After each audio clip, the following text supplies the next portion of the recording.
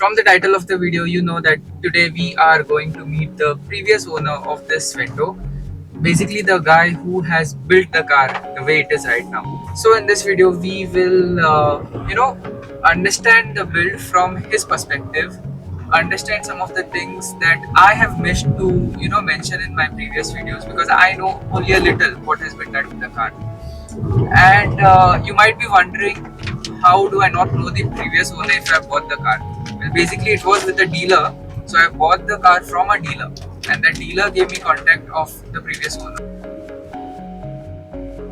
Hi, nice to meet you. So this is Adrian. So here we are. This is the history of the car. Everything that has been done on the car. Like you can see how thick this is.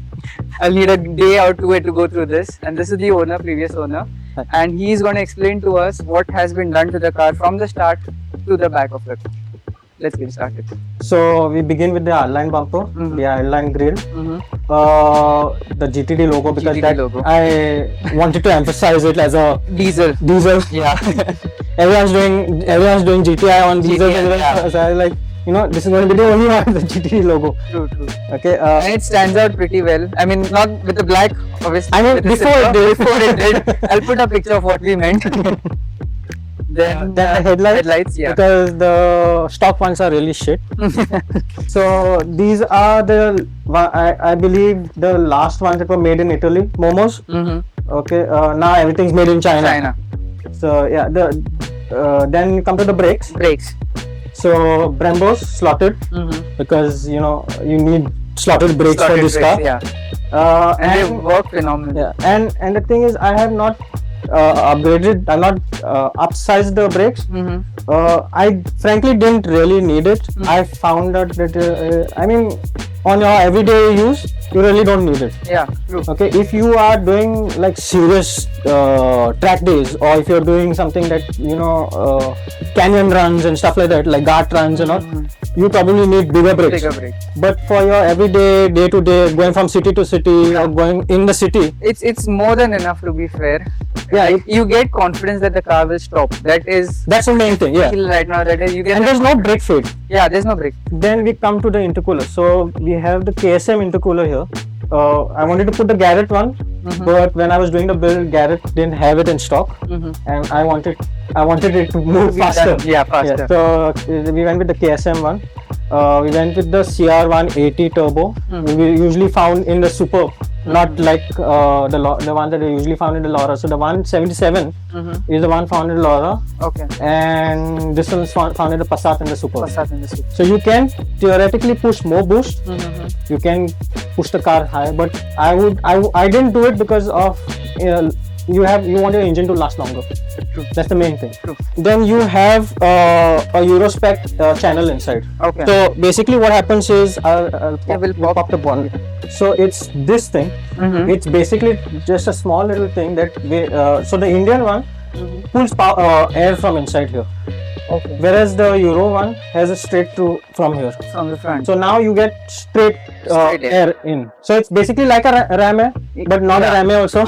Technically, I mean, you're getting you're getting cold air rather than from the heat over here. And anyone sees the car, they'll be like, this is a stock Vento. Yeah. But the main thing is the turbo right there, and the only thing that gives away is the KSM. I've always wanted to remove the KSM. Because I thought that it was too obvious. You can drive it daily with this suspension. You can raise the car up, so that's another thing. Only thing is you have to put it on a lift and raise it up. But yeah, so K-Sport coilovers. So I was running KW springs on stock shocks, and it's the worst thing ever. But that's a learning curve. That's something that I had to learn, and you didn't have to. So basically what happens is with stock shocks and lowering springs is the car bounces like crazy, and you run through shocks like more than you're running through fuel. Then you have polyurethane bushes all around. Yeah. So I wanted polyurethane bushes because I kept on going through the low arm bushes, the mounts. They kept on failing, and I got fed up. I don't know whether it was quality problems or what. So I just said, let's just replace them with polyurethane bushes. Now I think the car, I don't know how long the car has been running with polyurethane bushes, but it's been sometime. Then you have the gearbox mount, the polyurethane gearbox mount, which is why your car will idle little bit rougher. It's a bit rougher, yeah. So basically, there is no give when your engine moves. There is no give at all. You're basically just glued. So the vibration have to go somewhere. So you are the thing that's absorbing. Yeah. The exhaust? The exhaust. So it's running a DCAT. Okay. Yeah, that's it. I wanted to run something that's very stock, where I don't have that loud droning noise. Suppose you're taking this car out of state, it's fun when you're going like 20 kilometers, 30 kilometers, and then after that when you go for 400 kilometers, you're like, oh god, let this thing stop. Get irritating. Yeah. Like it's in your ear continuously. That's about it. That's about it. Well, kudos to you. Great build. Thank you. And I'm just glad that it's gone to someone who appreciates it and someone who will take care of it. Take care of it. Because usually when the car goes out, it's like, you don't know who's going to get it, and then one day you're going to see your car and be like, oh no, what did you do to the car? What was the most trickiest part to source or to get or So to do like on the The build? trickiest part was the turbo itself. Okay. So what happened was I had given it to a mechanic. Okay, I won't name people, but so there was a problem with the turbos failing. I went to 4 turbos on this car 4. before we finally figured out that it had nothing to do with the turbos. Oh. So what happened was the feed line.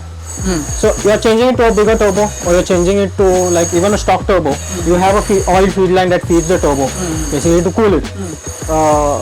The feed line that I had put on the car had a small kink. It was very negligible, but it was not sending enough pressure to the turbo, so it was starving the turbo. And we didn't know this. We the mechanic could not figure it out. I could not figure it out. We were wondering maybe defective turbos, but 4 turbos is a bit much for defective turbos. So I imported the feed line from Darkside in the UK, and I was like, you know what, let's try it. And this is the I just directly went for the bigger turbo.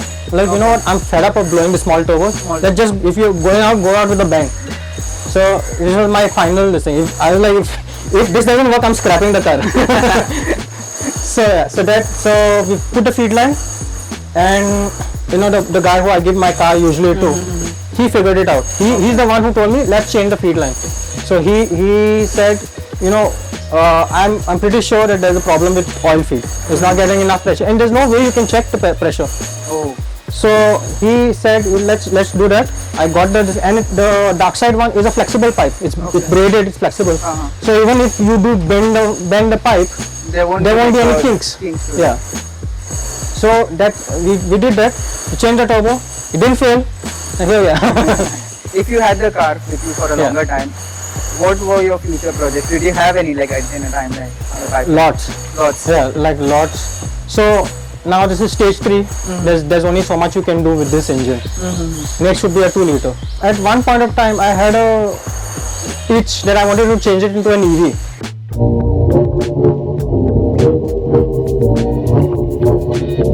And that's one answer I didn't expect. But yeah, EV. Yeah, I mean that was like, just to prove everyone wrong. Yeah, because you don't have to scrap your car just because it is this thing. There is option B. Options. But 2 liter was the first thing. Yeah, because there's only so much I can pull out from this engine and drive it every day. So here my mic decided to give up. No worries, I'll translate or I'll put up what we had said. Basically, I thanked Adrian for having us over and explaining us what all he did on the car. And Adrian said that no worries, you can reach out to me anytime if you have any more questions regarding the car or the build. And he also explained to me how to maintain it and drive it daily and enjoy it. And you will see Adrian more on the channel soon when we go out on drives. He would be getting out his Abarth, which I'm very excited to show on the channel. And yeah, hopefully that happens soon. And now what I was saying here is that we saw the build from his perspective, we understood the build from his perspective, and now that we have this car, we are going to do some things from our end. And as always, I am open to suggestions. If you have any of your suggestions. You can comment down below, you can message me on Instagram, and we can work together on a project, or you can tell me what to do with the car and I will see if it works. If it's in my taste, I would do it. If you are a person who is interested in motorcycles, traveling, and cars, of course, then do subscribe to the channel, and I'll see you in the next video. Take care and peace out.